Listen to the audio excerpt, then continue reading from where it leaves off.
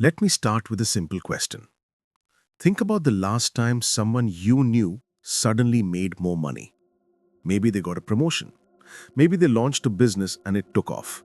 Maybe they moved abroad and started earning in a stronger currency. Whatever it was, people around them whispered something familiar. Money changed them. And if we're honest, maybe even you said it once about someone. But here's the thing most people never stop and ask. Did money really change them? Or did it simply reveal who they always were, quietly waiting for the permission to exist? I'll tell you a story about two childhood friends. Let's call them Ayan and Zamir. They grew up in the same street, played cricket in the same dusty alley, shared snacks, shared dreams, shared ideas about life. They even promised each other that one day they would make it big together.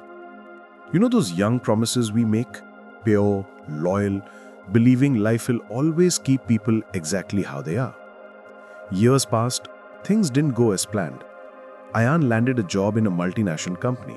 He climbed the ladder, worked long nights, relocated, became well off. Meanwhile, Zamir struggled. Not because he wasn't smart. Sometimes life just rolls the dice differently. Different responsibilities, different timing, different luck. At first, Ayan tried to help. He would send job links, offer advice, call often.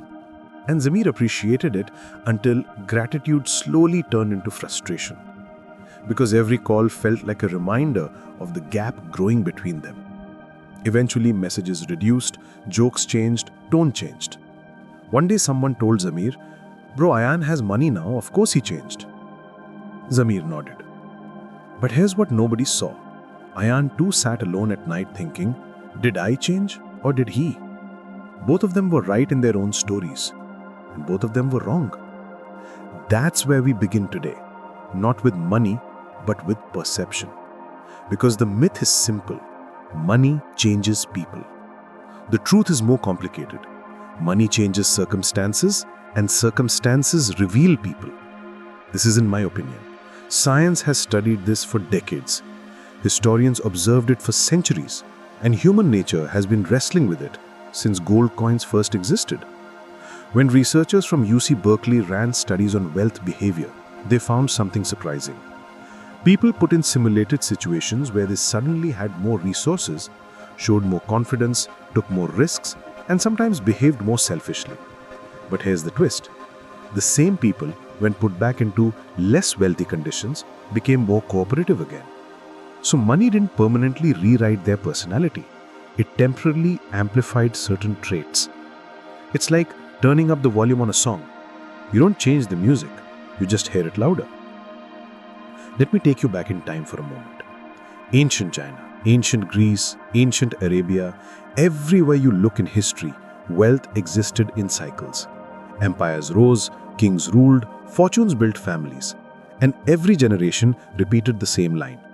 Everything changed when money came. Yet when historians dig deeper, the pattern looks different. Before wealth came, traits already existed. Ambition, insecurity, kindness, ego, fear. Money simply gave those traits room to dance. A humble person with money often becomes more generous. A controlling person with money often becomes more dominating. Someone insecure becomes more defensive. Someone confident becomes more assertive. So when someone says money changed them, what they really mean is, now I can see parts of them I never noticed. There is a quiet scene most of us have lived. That moment when someone you love starts earning more. And they stop hanging out as often. Not because they think they're better, but because responsibilities shift, time shifts, their environment changes. And when environments change, behavior follows. It's not betrayal, it's evolution. But we judge evolution as change because it makes us uncomfortable. I remember seeing one experiment where people were asked to play Monopoly. One player was given more starting money and advantages like rolling 2 dice instead of 1. The rich players in the game started acting more confident, more dominating, even though they knew it was random luck. They ate more snacks on the table, leaned back, made louder sounds while moving pieces. They weren't bad people. They simply adapted to the advantage. That's what money does in real life. It gives people new leverage. And leverage doesn't create character, it exposes it. Let's go back to Ayan and Zamir for a second. Imagine if Zamir had been the one who succeeded first. Do you think the story would be the same? Would Ayan feel insecure instead? Would people around him whisper, "Money changed Zamir"? Would Zamir suddenly seem arrogant because he stopped answering messages quickly due to work pressure? Or would everyone still say, "He's the same guy he always was"? We judge changes not based on truth, but on our position in the story. There's another study you'll find interesting. A Harvard research team discovered that when people feel financially secure, they feel they have more control over their life. And when people feel in control, they behave more confidently, sometimes even arrogantly. But when they face uncertainty, even rich people become humble again. Money didn't cause good or bad behavior, situations did.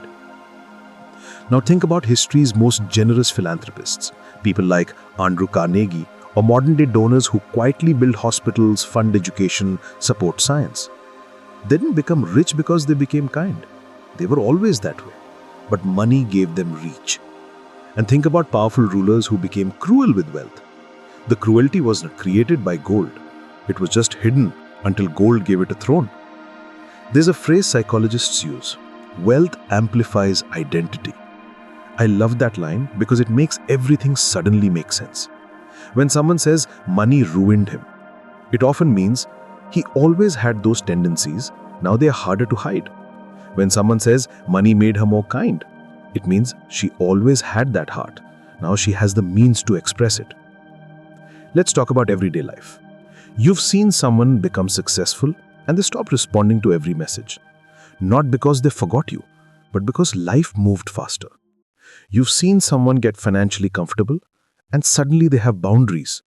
Not because they disrespect you, but because they now have the power to say no. Money changes logistics, not souls. It changes schedules, not values. It changes social circles, not loyalty. Unless loyalty was never real to begin with. Now there's one myth I want to break deeply, that poor people are morally better and rich people are naturally selfish.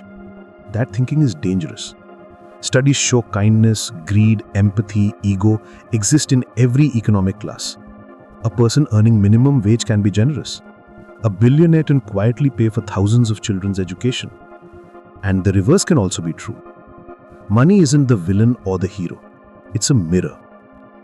Let me tell you one final moment that always makes me think. A psychologist once observed that when humans lived in tribes, sharing was essential. If one hunter got lucky and killed an animal, the tribe shared because survival required interdependence. But as civilization grew, grain storage, private property, currency, suddenly individual ownership became part of life.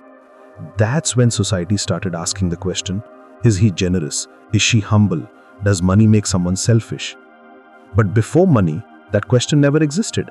We were wired for survival, not comparison. So maybe money didn't change humans. Civilization changed context. And money was simply the tool that magnified it. So which brings us right here, right now. Did money change Ayan and Zamir? Or did time, life pressure, expectations, insecurity, pride, and distance change the friendship? Maybe they didn't betray each other. Maybe life simply moved with its natural rhythm. And neither was wrong. They just grew in different directions. Money isn't the real force we should fear. Ego is. Comparison is. Insecurity is. Jealousy is. The belief that someone owes us emotional consistency forever, that's the trap. Money just shows us who we become when life gives us choices. Freedom, independence, responsibility, and sometimes temptation. So next time someone says money changed them, pause and ask, did money change them or did money reveal them? Did they become different or did you start seeing more clearly? And most importantly, who would you become if your circumstances suddenly changed? Because here's the secret mature people understand. Money doesn't define character. It magnifies it. And the real work is not judging others. It's building a character strong enough that when money comes or doesn't, you stay grounded, kind, aware, and real. Because money can buy comforts, opportunities, space, freedom, but it cannot buy identity. It only shines a brighter light on the one you already carry. So the myth isn't money changes people. The myth is believing money ever had that much power to control the human spirit. At all.